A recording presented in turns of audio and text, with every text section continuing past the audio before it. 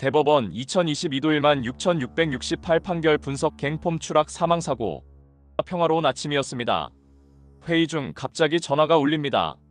소장님, 큰일 났습니다. 301동에서 사람이 떨어졌습니다. 현장은 처참했습니다. 수톤의 철골 구조물이 통째로 뜯겨나갔습니다. 30m 높이에 있던 갱폼이 바닥으로 곤두박질 친 겁니다. 그곳에는 26살 청년이 차가운 바닥에 쓰러져 있었습니다. 현장 소장은 억울했을 겁니다. 직접 위험한 작업을 시킨 적이 없거든요. 오히려 사고 당일 아침 안에서만 일하라고 당부했습니다. 실제로 2심 법원은 이 점을 인정해 소장에게 무죄를 선고했습니다. 하지만 대법원에서 반전이 일어납니다. 판결이 완전히 뒤집힌 겁니다. 사건은 세종시의 한 아파트 신축 현장입니다. 당시 현장에는 22개의 갱폼이 설치되어 있었습니다. 갱폼은 외벽 거푸집과 작업 발판이 하나로 합쳐진 거대 구조물입니다. 워낙 무겁기 때문에 층을 올릴 때마다 타워 크레인으로 들어 올려야 합니다. 이 거대한 장비는 9단의 볼트로 건물에 고정됩니다. 여기서 기술적인 핵심을 아셔야 합니다. 1단과 9단 볼트가 실제 무게를 견디는 지지대 역할을 합니다. 나머지 2단부터 8단은 하중과는 상관없는 거푸집 간격 유지용 보조 볼트일 뿐입니다. 사고 20일 전 소장 씨는 지시를 내립니다. 효율성을 위해 크레인에 매달기도 전에 보조 볼트인 2단에서 8단을 미리 풀어두라고 말이죠. 공학적으로는 일리가 있는 판단이었을지 모릅니다. 하지만 법의 관점에서 이것은 죽음의 덫이었습니다. 안전수칙은 반드시 크레인 결속 후에 볼트를 해체하도록 엄격히 제한하고 있기 때문입니다. 작업 중 갱폼끼리 부딪히는 문제가 생겨 일이 중단됐습니다. 그럼 볼트를 다시 조였어야죠. 하지만 소장은 그대로 방치했습니다. 심지어 파라펫 공사에 방해된다며 낙하방지용 유자형 안전장치까지 떼어버린 상태였습니다. 1단과 9단 단 2개의 볼트에만 의지한 위태로운 상태가 무려 20일이나 이어졌습니다. 6월 12일 아침입니다. 원래 갱폼을 옮겨야 했지만 콘크리트 양생 시간이 더 필요해 작업이 15일로 미뤄졌습니다. 소장은 구두로 지시합니다. 안전하게 옥상 안쪽에서만 일해. 소장은 이 지시를 내리고 안전성평가 회의에 참석했습니다.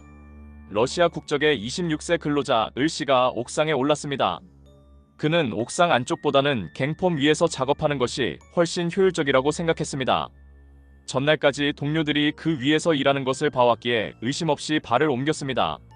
한국어가 서툰 그에게 소장의 아침 지시는 제대로 된 경고가 되지 못했습니다. 그 순간 누구도 예상치 못한 비극이 숨어 있었습니다.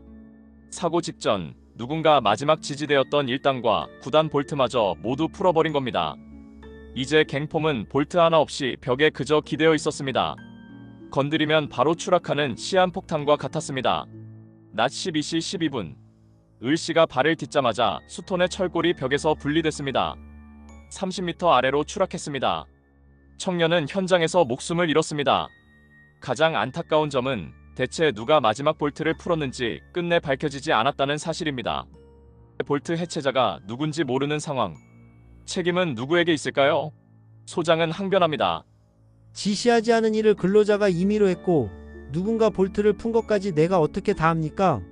2심 법원은 소장의 손을 들어줬습니다.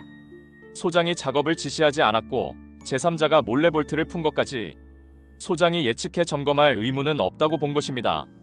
제3자의 개입과 근로자의 지시 위반이 소장에게 면죄부를 준 셈입니다. 하지만 2026년 2월 대법원은 대법관 전원 일치 의견으로 무죄 판결을 파기했습니다.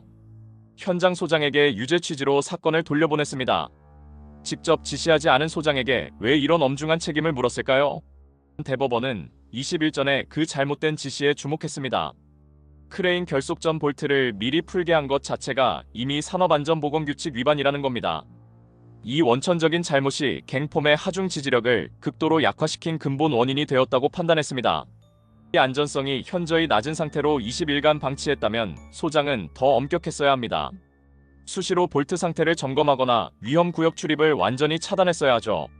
하지만 별도의 안전한 작업 발판 설치 같은 구체적인 노력은 어디에도 없었습니다. 대법원은 을 씨가 외국인이라는 점과 현장의 효율성 추구 경향을 지적했습니다. 소장이 사고 위험을 충분히 예상할 수 있었음에도 단순한 말 한마디 외에 물리적인 차단 조치를 하지 않은 것은 안전 의무를 저버린 것입니다. 말뿐인 지시는 실효성이 없었습니다. 위험을 알고도 실질적인 조치를 하지 않은 것. 대법원은 이를 미필적 인식에 의한 방치라고 규정했습니다.